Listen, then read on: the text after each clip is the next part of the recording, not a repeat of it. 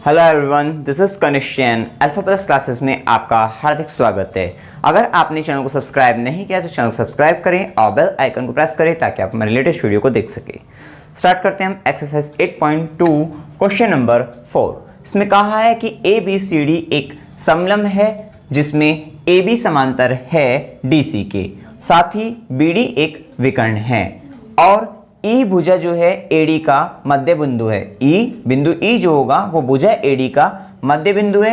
E से होकर एक रेखा AB के समांतर खींची गई है जो BC को F पर प्रतिच्छेद करती है। दर्शाना है कि F जो है BC का मध्य बिंदु है। ये आपका क्वेश्चन है। अब इसमें जो दिया हुआ है आप समझ ही गए हैं कि जो AB है भाई समलंब है। ABCD एक समलंब है जिसमें AB भुजा DC के क्या है, समांतर है। साथ ही साथ इन्होंने बताया कि AD जो है इसका मध्य बिंदु जो है वो E है और E से होकर जो है AB के समांतर एक रेखा खींची गई है।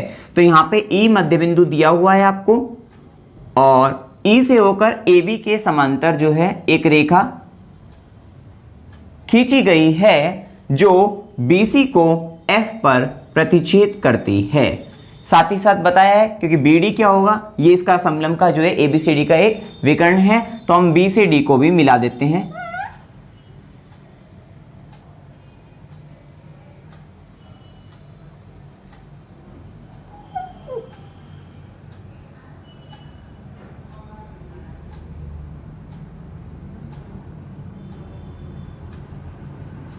B से D को मिला देते हैं और जो कि क्या होगा EF को भी एक बिंदु पर प्रतिच्छेद करेगा। तो इस बिंदु का जो हमने नाम दे दिया है इसको G नाम आप दे दीजिए।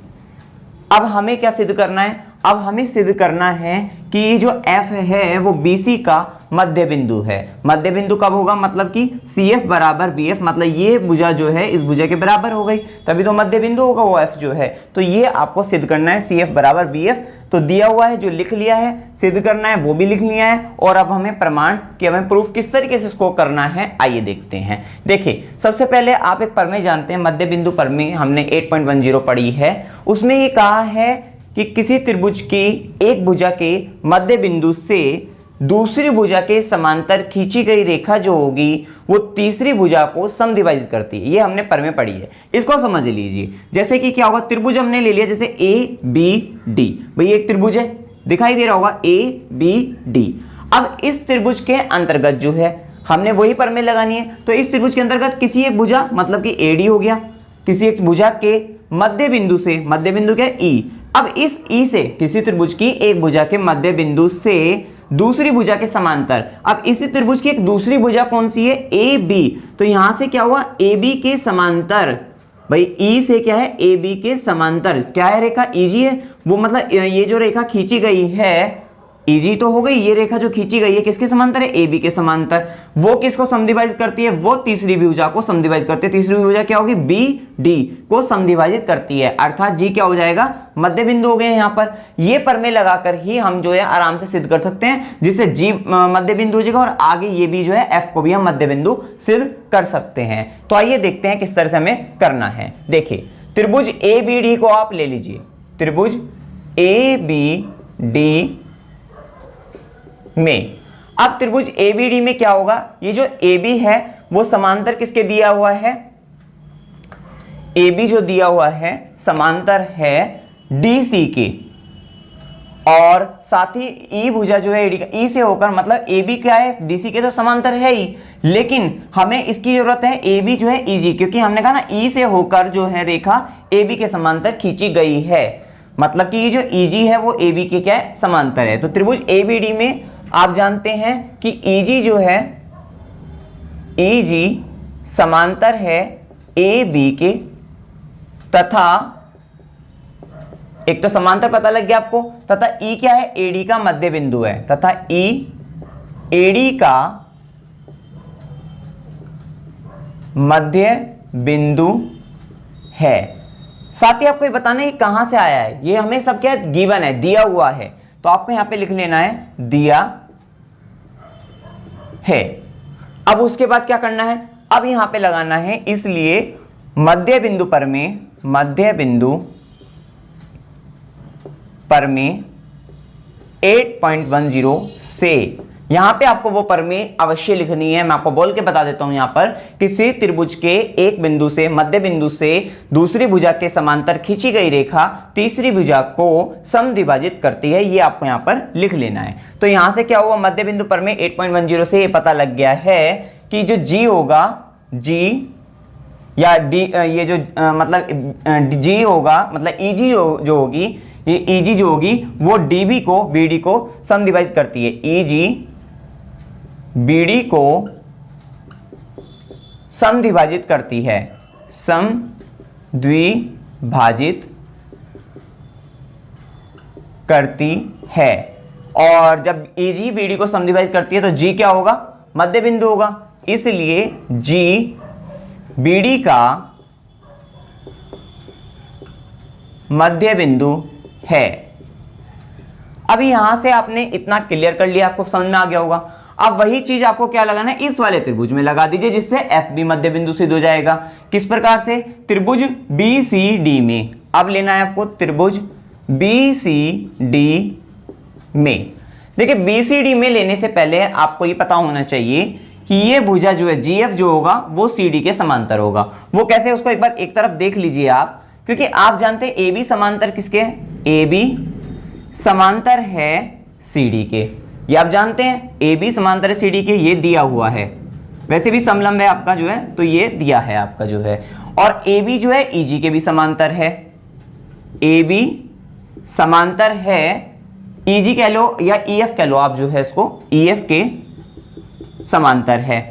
तो ये भी आपको क्या है, ए बी जो है समांतर ईएफ, ये भी दिया हुआ है क्योंकि ई से होकर खींची गई थी रेखा जो है, तो ये भी क्या है, दिया है।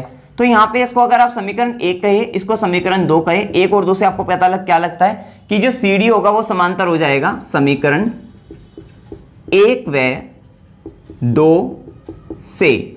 सीडी समांतर है ईएफ के। तो यहां से आपको पता लग गया कि ये जो सीडी है, ये जो सीडी है ये ईएफ के समांतर है। तो आपको एक बात पता है कि जब सीडी ईएफ के समांतर है तो ईएफ का कोई भी पार्ट होगा उसके भी समांतर होगा। तो इसलिए सीडी जो होगा वो समांतर होगा किसके, जीएफ के भी, जीएफ के। बस ये काम हमने यहां से करना था, अलग से आपने कर लिया। अब आपको त्रिभुज बीसीडी में देखना है, बीसीडी में वही प्रमेय लगानी है। तो वो प्रमेय लगाने के लिए आपको पता है क्या कि बीडी का, जी जो है बीडी का मध्य बिंदु है, मध्य बिंदु है भाई, सिद्ध किया है ना अभी, जी बीडी का मध्य बिंदु है। साथ ही साथ जो जीएफ है वो किसके समांतर है, डीसी के, सीडी के।